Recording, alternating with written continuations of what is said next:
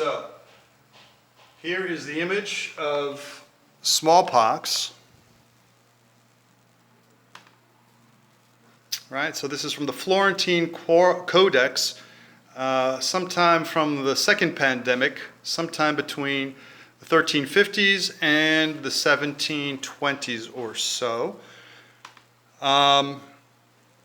So let me get my info going here.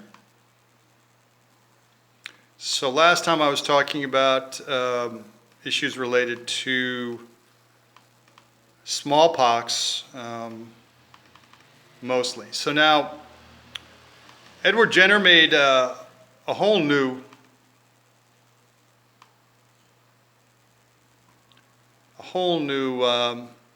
approach possible, or a variation possible on a technique of disease prevention that had been observed and that had led to, beginning in China, that had led to the technique of variolation, and that prepared then through an interesting sequence with Lady Mary Montagu being a key person as well, for the English having an orientation to this technique, and then Edward Jenner being able to make his observation of the usefulness of cowpox. So now, what do we have here? So Louis Pasteur was able to start looking at this whole vaccination process, and he's the one that actually used the term vaccination, came up with the term vaccination. In his work looking at anthrax bacteria, which involved an interesting story in terms of the Robert Koch, the German specialist, Robert Koch, a rivalry developed between them,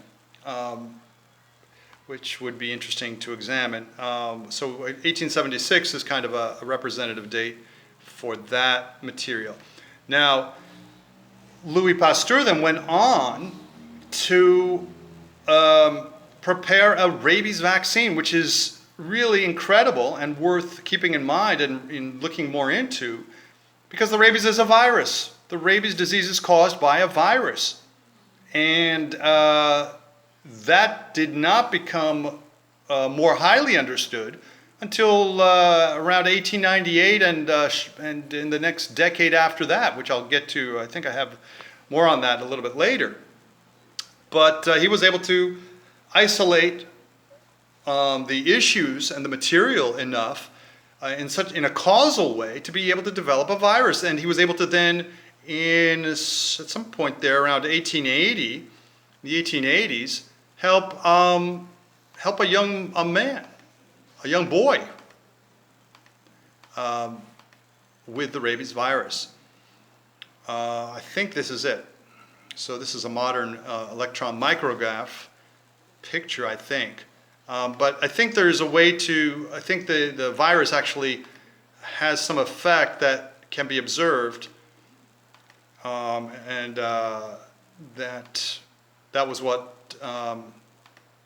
thing that Pasteur was able to hook onto. This is bubonic plague stuff. Okay, so then there was an image there of the rabies virus and correlate material in probably brain cells, nerve cells in the brain. So a little bit of history of the rabies virus then. Let's see here, the Codex of Ershuna in 1930 BCE. All right, so that's back in Mesopotamia, some mention of it. So this is now 50 AD. Scribonius Largus, a physician to Emperor Claudius in the Roman Empire, prescribed a poultice of cloth and hyena skin, right? Some interesting medical history there. And Antaeus, even further back in ancient Greece, mentioned in Rome by Pliny the Elder, recommended a preparation made from the skull of a hanged man.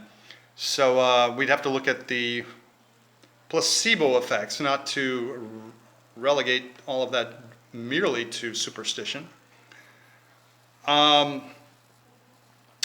I think I've already mentioned in a previous episode as well, much of what we're talking about also involves the historical development of the microscope and the ability of scientists to observe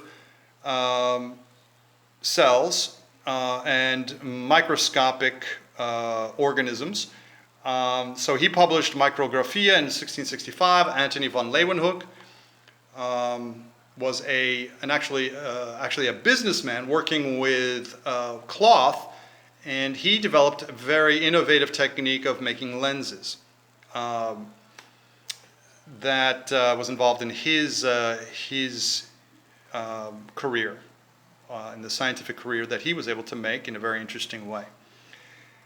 So now, continuing the survey, measles virus, let's see, 73,000 vaccine preventable deaths in 2014, many less than 5 years old, mostly with malnutrition in the developing world then, whether that's Africa or Asia or even here in South America.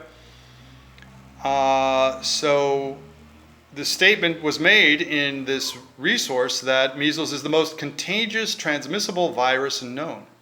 It can live for up to 2 hours in that airspace or nearby surfaces. Contrast that with coronavirus, right? They're talking about 3 hours. Measles is so contagious that if one person has it, 90% of nearby non-immune people will also become infected. So that, let's see here, Cuba, in 1529, where there were native smallpox survivors in Cuba in that, beginning in that year, apparently they were able to estimate that 2/3 of those survivors were killed by measles. So by 1954, it was identified. In 1963 and 1968, vaccines were prepared by a gentleman named Hilleman, a scientist named Hilleman, who invented 8 of 14 US standard vaccines. And so there's more there. Let me just do a time check here. Okay, so I'm going to stop here and then come back. See you in a moment.